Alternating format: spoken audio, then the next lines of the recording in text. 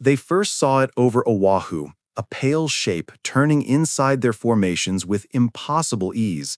And within minutes, American pilots understood that the war they thought they were prepared for was nothing like the one that had arrived. The Mitsubishi A6M Zero did not just outperform U.S. fighters, it redefined the sky around them. When the first P-40 Warhawks scrambled during the attack on Pearl Harbor, pilots pushed into climbing turns only to watch the Zero cut across their arc as though ignoring the laws of inertia. In the Philippines a week later, F-4F Wildcats dove into combat expecting a familiar contest of speed and marksmanship, and instead found themselves trying to shoot a target that could pivot, climb, and roll faster than anything they had trained against. It was not simply that the Zero was agile, it was agile in ways American flight schools had taught were physically impossible.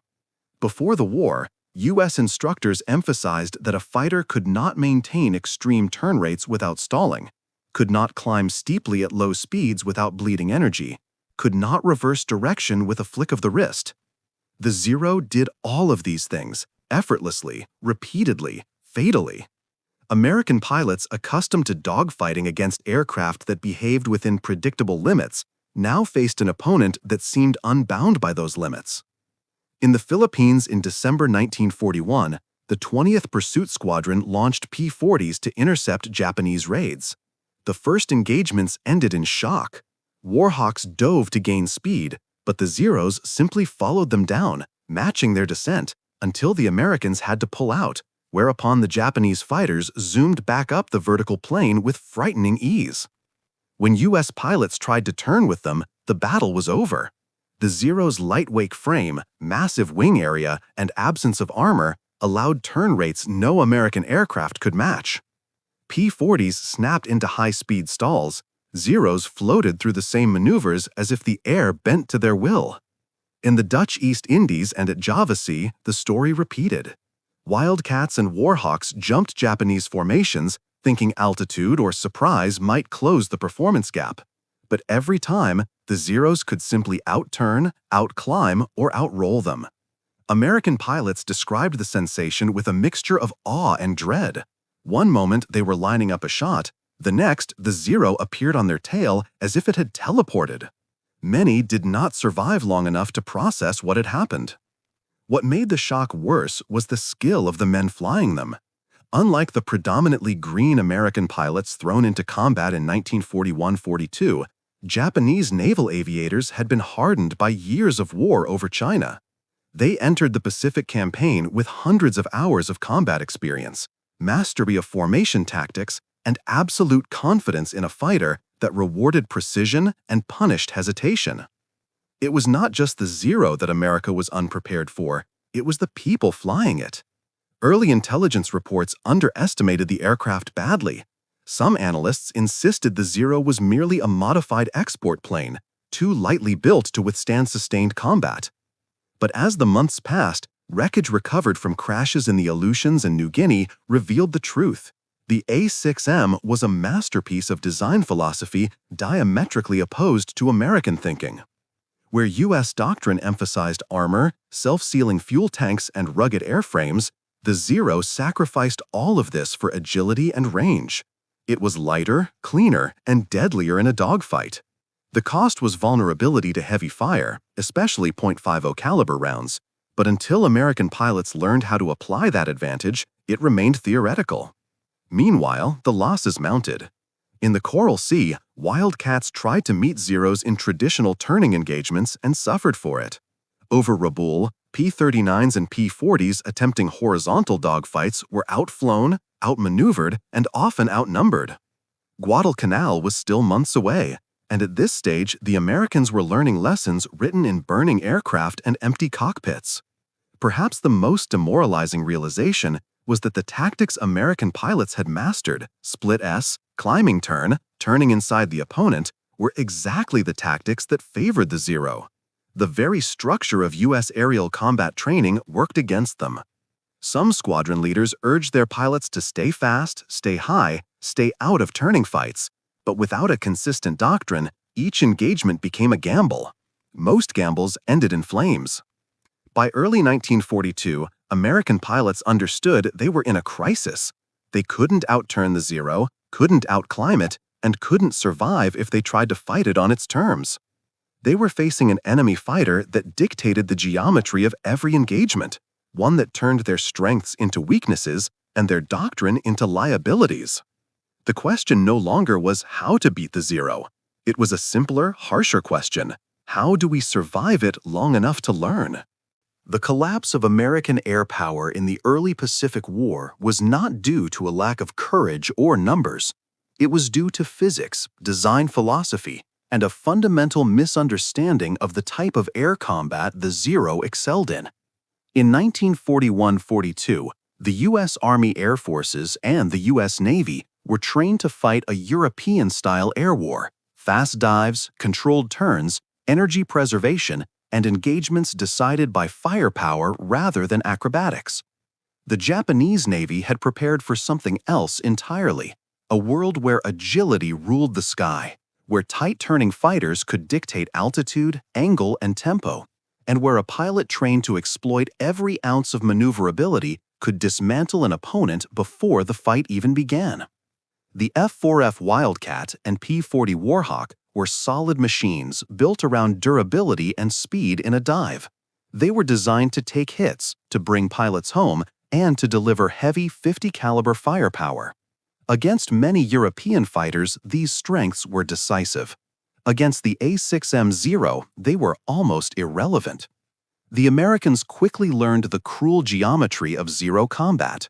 In a horizontal turn, the A6M was untouchable. With its enormous wing area, ultralight airframe, and absence of pilot armor or self-sealing tanks, it weighed hundreds of kilograms less than any American fighter it met. This allowed instantaneous pitch changes, blistering turn rates, and the ability to maintain lift at speeds where a P-40 or F-4F would be shaking on the edge of a stall. Pilots reported that the Zero could pivot around its own canopy, changing direction with unreal fluidity. In reality, its design simply allowed maneuvers American aircraft could not imitate without risking structural failure. The P-40 was fast in a dive, but heavy in a turn. The F-4F could absorb punishment, but bled speed quickly. Neither aircraft could follow a Zero through a climbing spiral or a flat scissors. Yet in those first months, American pilots kept trying. Doctrine and instinct told them that the answer to an attack was to turn into it. Against a Bf-109, that worked. Against a Zero, it was suicide. Fully aware of their advantage, Japanese pilots exploited it mercilessly. They would lure Americans into horizontal engagements, then simply tighten the circle until they appeared behind the U.S. fighter's tail, guns already firing. Time and again, American pilots found themselves outflown not because they lacked skill, but because they were attempting maneuvers their aircraft were not built to survive. But the problem ran deeper than design. It was rooted in experience. Japanese naval aviators entered the Pacific War with hundreds of hours of combat over China. They were veterans of dogfights against Soviet-built fighters, of escort missions, strafing runs, and large-scale engagements. Their formation tactics were elegant and practiced, a loose formation doctrine that allowed each pilot freedom to maneuver while maintaining mutual support. American pilots, by contrast, often arrived with barely 200 hours of flight time, little of it in combat conditions. Many had never faced an opponent trained in deflection shooting or high-precision energy management. When confronted with the Zero's mobility, they reacted instinctively rather than tactically, and instinct led them into the teeth of the Japanese advantage. The Zero's endurance also forced the Americans into bad fights. With a combat radius far exceeding anything the U.S. fielded in early 1942, A6Ms could loiter above airfields, patrol sea lanes, and escort bombers deep into enemy territory. P-40s and F-4Fs, with much shorter ranges, were forced to climb steeply and engage immediately, often starting battles at a disadvantage in altitude, energy, and numbers. Even the Wildcat's heaviest advantage, its rugged frame, worked against inexperienced pilots. Many trusted their armor too much, attempting head-on attacks or lingering too long in the Zero's firing envelope. The Japanese cannon, firing 20mm explosive rounds, chewed through metal that American pilots mistakenly assumed would hold. The brutal truth was that Americans were entering turn fights they couldn't win, COE fights they should never have attempted, and climbs where the Zero's power-to-weight ratio guaranteed supremacy. Tactical missteps amplified the technological gap. Stateside doctrine still emphasized close formations and disciplined turns. In the Pacific, these formations made U.S. fighters predictable. Japanese pilots could split them, isolate one aircraft, and overwhelm it before the others could respond. Meanwhile, American pilots struggled with their own aircraft's limitations. In steep climbs, the P-40 starved for power. In tight loops, the F-4F lost energy too quickly. And in the slow-speed maneuvering the Zero loved, both American aircraft were dangerously exposed. Reports from commanders in the Philippines, the Dutch East Indies, and early Solomon Islands painted the same picture. American fighters could not fight the Zero on its terms. Not in turning speed, not in climb rate, not in low-speed handling, not with the tactics taught before the war. What America needed was not a new airplane, not yet, but a new mindset. Someone had to articulate the truth no pilot wanted to hear. If you try to fight the Zero like a Zero, you will die. And that realization would mark the beginning of the turn in the air war. By mid-1942, a quiet, desperate intelligence war was unfolding alongside the aerial battles of the Pacific. American pilots already knew what the Zero could do. Now they needed to understand what it couldn't do. It was a search for weaknesses, structural limits, aerodynamic flaws, tactical blind spots, anything that could level the playing field. The first clues came from experience, not engineering. Claire Chennault, leading the American volunteer group in China, had already warned before Pearl Harbor that Japanese fighters would dominate any turning fight. His reports argued that American pilots must rely on diving speed and firepower, not maneuverability. In the Philippines and Dutch East Indies, surviving pilots independently reached the same conclusion. Men who escaped Zero encounters wrote in after-action reports that the enemy fighter shuddered in high-speed dives, that it hesitated when pulled suddenly out of a steep descent, and that its wings trembled at speeds where the P-40 felt rock solid. In other words, the Zero could turn inside anything, but only below certain speeds. Push the fight into the high-speed regime, and the advantage vanished. The breakthrough came in July 1942 when a largely intact Zero crash-landed on Akutan Island in the Aleutians. Recovered and shipped to California, the aircraft underwent exhaustive testing by Navy pilots. What they discovered confirmed every field report.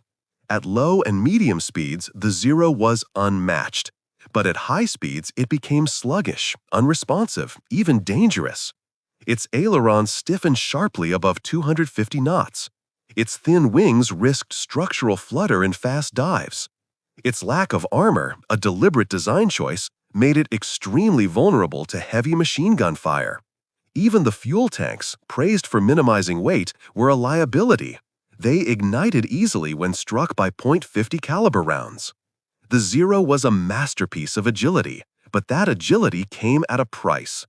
An American pilot who refused to engage in a horizontal turn fight, who stayed fast and kept altitude, had a fighting chance. Now doctrine needed to catch up with reality. Chennault had already pioneered that doctrine with the Flying Tigers. His P-40s, inferior in turn fights but lethal in dives, relied entirely on hit-and-run tactics.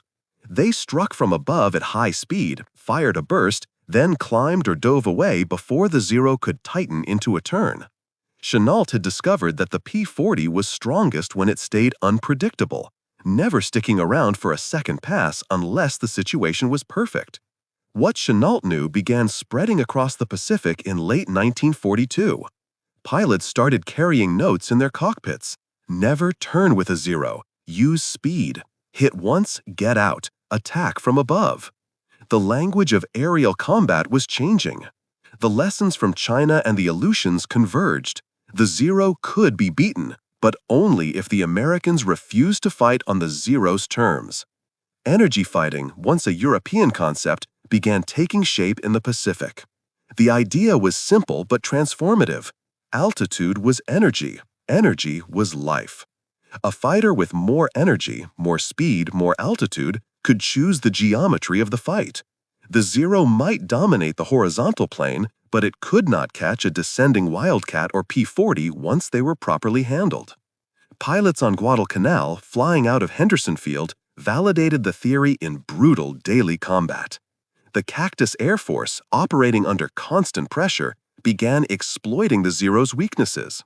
Wildcats attacked bombers first, then used their dives to pick off any Zeros too slow to evade. They learned that a shallow climb could bait a Zero upward into an energy trap. The Zero would try to follow, lose too much speed, and momentarily stall its turn rate, leaving it exposed to a slashing attack from a wingman. They recognized that the Zero's incredible roll rate at low speeds degraded sharply as velocity increased, so they pushed the fight fast, always fast. And in those higher speed windows, the Wildcat, so often dismissed as obsolete, became dangerous. Wildcats that had once been helpless against the Zero began scoring kills by simply denying the Japanese pilots their preferred fight. Meanwhile, intelligence officers circulated detailed diagrams showing optimal dive angles, recommended separation maneuvers, and the Zero's compression limits in steep descents. What began as improvisation turned into doctrine. Still, the shift was not immediate or evenly distributed.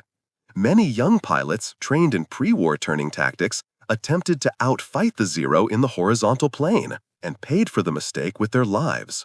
But slowly, squadron by squadron, the truth took hold. The Zero had weaknesses, not in its construction, but in the narrow range of airspeeds where his brilliance existed. Force it out of that envelope, and its legendary maneuverability became irrelevant. By the end of 1942, the Americans were no longer asking whether the Zero was unbeatable. They were asking how to exploit its limits more aggressively. And for the first time since the war began, the Zero did not seem so invincible. The Americans had glimpsed the path forward. Now they would weaponize it. By late 1942, the Americans no longer viewed the Zero as a supernatural predator, but as a machine with very specific strengths and equally exploitable weaknesses. The problem was not that U.S. fighters were inferior across the board. It was that they had been used in the wrong kind of fight. Now, the fight was about to change. The birth of the new doctrine came not from a single pilot or a single squadron, but from a convergence of necessity and observation. The U.S. Navy's F-4F Wildcat and the Army's P-40 Warhawk shared two qualities the Zero could not match. They were exceptionally fast in a dive, and they held their control authority at high speeds. These traits became the cornerstone of a revolution. Instead of turning with the Zero, American pilots began attacking through the Zero, striking from above at blistering speed, firing a short, disciplined burst, and then diving or climbing away before the Japanese pilot could pivot onto their tail. This was not evasion. This was energy fighting, combat defined by altitude, momentum, and the conservation of speed. To fight vertically was to break the Zero's spine. The shift was most visible at Guadalcanal. The Cactus Air Force, operating from Henderson Field under relentless pressure, had no margin for error.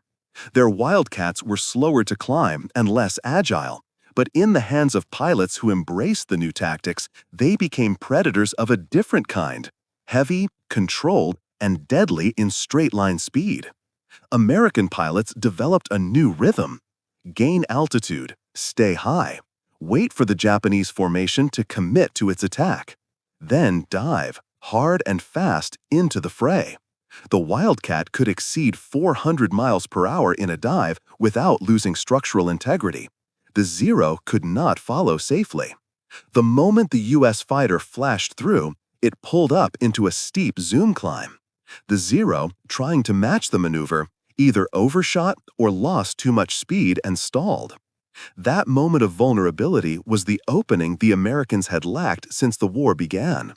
Tactics once considered radical now became standard.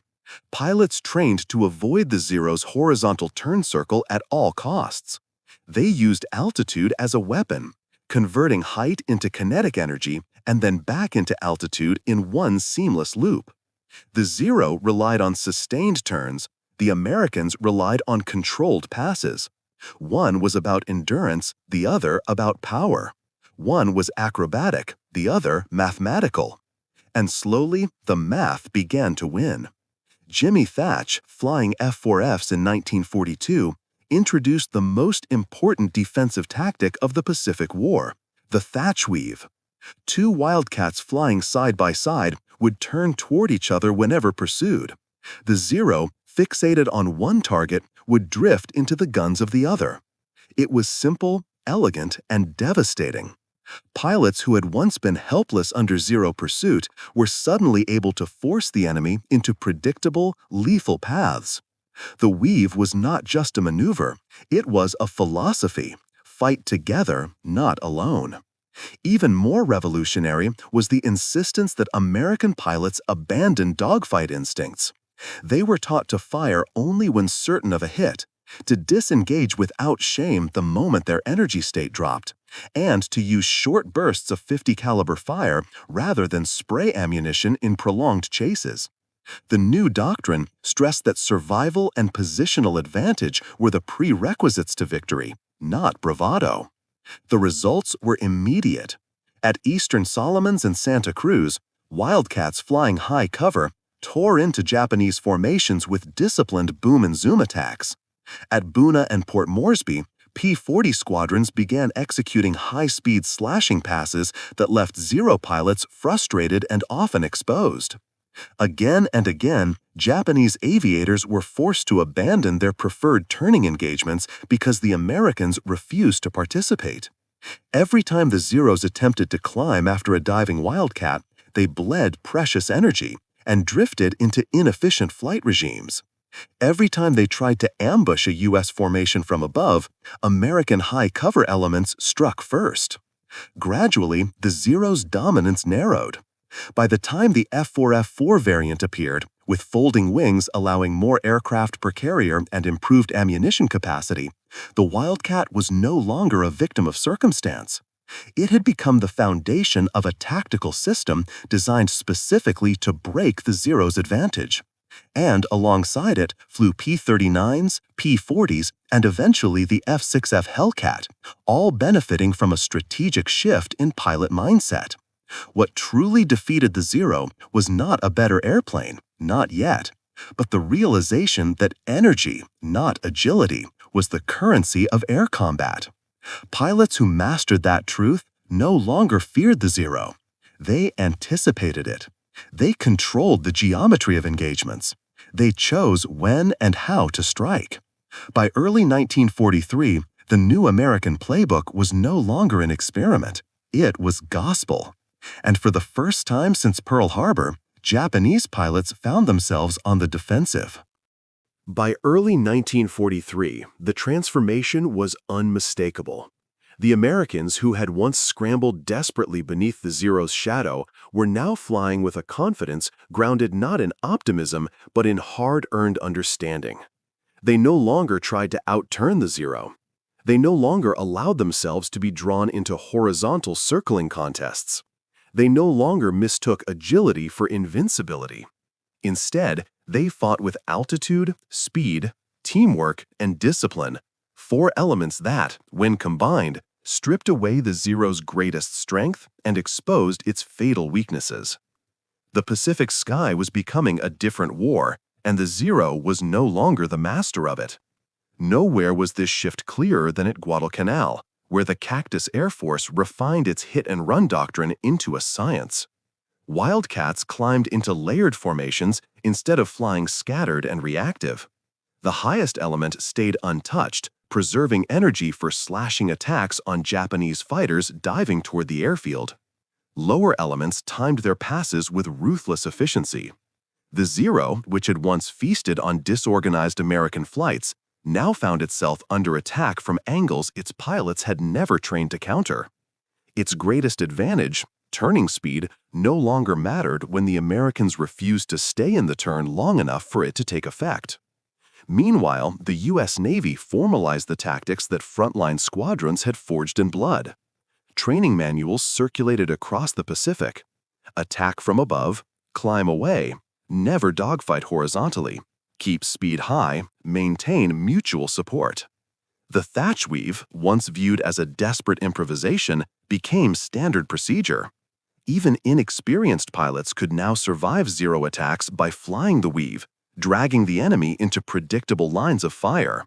The tactic neutralized one of Japan's most potent assets, the extraordinary marksmanship of its veteran aviators. No amount of skill could overcome geometry that forced them into an American gun sight. As tactics evolved, so did understanding. Pilots learned to identify the Zero's aerodynamic breaking points. Its ailerons stiffened at high speed. It could not match a Wildcat in a steep dive. Its fragile frame crumpled under sustained .50 caliber fire. It lost responsiveness in vertical maneuvers. It lacked armor, making even glancing hits lethal. What had once been mythologized as an unbeatable machine was now treated as what it was, a remarkable dogfighter with narrow performance windows. Force it out of those windows, and it became vulnerable. Force it into a high-speed fight, and it became prey. The Americans also began to exploit the Zero's strategic limitations. Its long combat radius, so impressive early in the war, now became a liability. Long missions meant Japanese pilots often arrived over targets tired, low on fuel, and unable to chase boom and zoom attacks without risking a flameout. U.S. fighters, operating closer to their bases, could afford to disengage, climb, and re-enter the fight. With each passing month, the Zero's margin for error shrank. The arrival of new aircraft accelerated the shift. While the F-4F Wildcat and P-40 Warhawk continued to carry the fight, the introduction of the F-6F Hellcat in mid-1943 cemented American dominance. The Hellcat was designed with the Zero in mind. Faster in a dive, stronger in a climb, more heavily armed, better armored, and with a higher roll rate at combat speeds. What mattered most was that the Hellcat was built to fight the way American pilots had learned to fight. It was a vertical combat aircraft for a vertical combat doctrine. And once it reached the front, Japanese pilots discovered that even their best maneuvers could not shake a determined Hellcat pilot flying with tactical discipline. But even before the Hellcat's arrival, the Zero's aura had already been broken, not by technology, but by adaptation. The Americans had shifted from reaction to initiative, from improvisation to system, from fear to mastery. The deeper truth revealed in 1943 was simple and devastating. Japan had built a fighter optimized for the first 6 months of the war, and America had built a learning machine optimized for all the months that followed. The Zero had won its victories through surprise, skill, and maneuverability. The Americans won theirs through analysis, adaptation, and overwhelming capacity to turn lessons into doctrine. By the time the Solomons campaign ended, even veteran Japanese pilots knew the balance had shifted.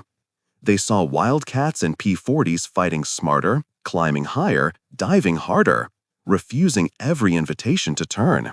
They watched new pilots, fresh out of U.S. training, employing tactics that had taken Japan years to develop and improving on them.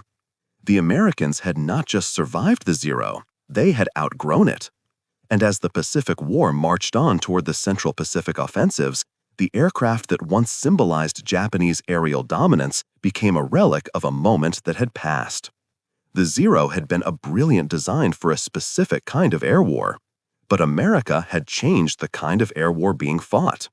The sky now belonged to those who controlled the vertical, and the Americans had learned, at last, to fight where the Zero could not follow.